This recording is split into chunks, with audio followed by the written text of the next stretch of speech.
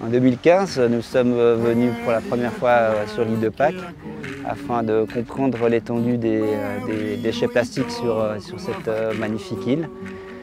Nous avons étudié les plages, nous avons été extrêmement choqués par le niveau de pollution par les plastiques océaniques.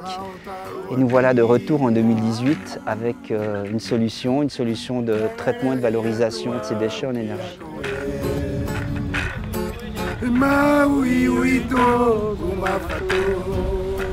On estime à peu près à 50 tonnes de déchets plastiques, voire un peu plus, qui finissent sur les plages de cette belle île.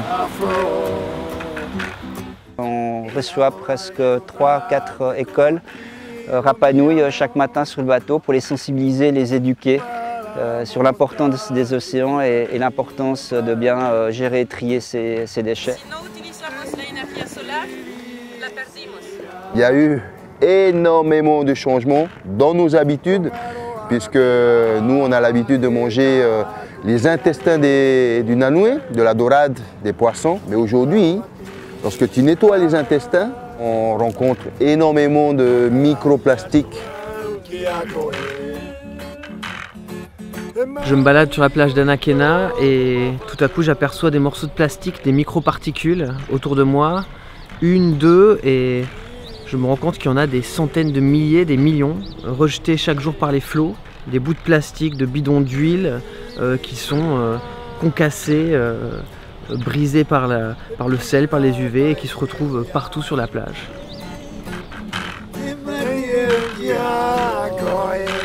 Aujourd'hui, penser à nettoyer, ce n'est pas la solution, mais depuis la Terre, commencer à faire un changement de conscience, quelle est l'action que toi, comme personne, tu peux faire et qui est à ta portée. Aujourd'hui, nous participons à un beach clean-up qui a été organisé par plusieurs membres des Rapa Nui. L'idée, c'était de réunir des bénévoles qu'on a dispatchés sur 4 endroits de l'île.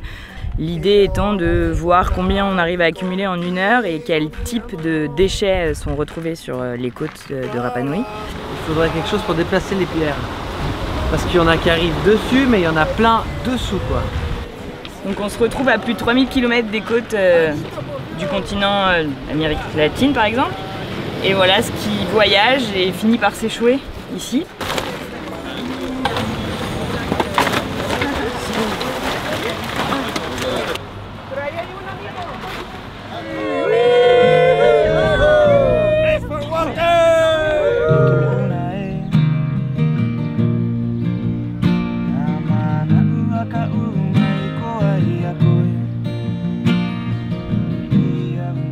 Au lieu d'avancer dans le développement, on est en train de retourner en arrière puisque en 2003, on était 3000 personnes sur Rapa Nui.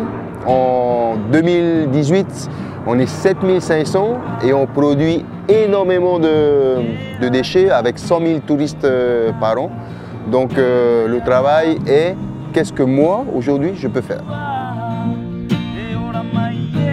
Toutes les îles que l'on a visitées produisent pour la grande majorité de l'électricité à base de pétrole et la grande majorité aussi n'ont aucune solution pour gérer ou traiter leurs déchets. Ce qui fait que notre solution est très intéressante parce qu'elle permet d'un côté de fabriquer de l'électricité avec comme ressource les déchets plastiques et bien sûr diminuer le nombre de déchets qui sont locaux à l'île.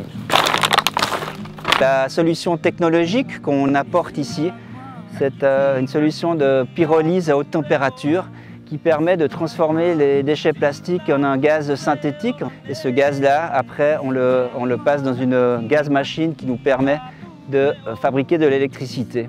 J'ai le bonheur et la chance de pouvoir annoncer qu'avec le maire des Rapa Nui, nous avons signé un protocole d'accord il y a quelques jours dont l'objectif est de pouvoir déployer cette nouvelle technologie ici à l'île de Pâques qui devrait permettre de résoudre une bonne partie de la gestion des déchets sur l'île. Si tu veux arriver rapidement, vas-y tout seul. Mais si tu veux qu'on arrive loin, allons tous ensemble. On peut changer. Et Race for Water, c'est un bon exemple pour générer ces changements dans les îles.